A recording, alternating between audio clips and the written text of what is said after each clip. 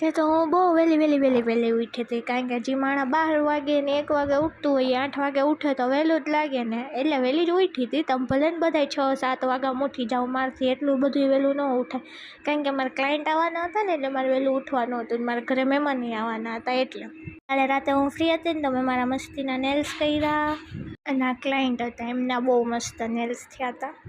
જે અમારા ઘરે મહેમાન આવ્યા હતા ને તો મમ્મીએ ઘણું બધું જમવાનું બનાવ્યું હતું, મગ ભાત ને 2 શાક ને રોટલી ને ખમણ ને, તો હું તો જોઈને જ ધરાઈ ગઈ. એટલે મેં જેટલું થાળીમાં લીધું હતું ને એટલું પાછું મૂકી દીધું, કારણ કે હું આટલું બધું ખાવું કેમ.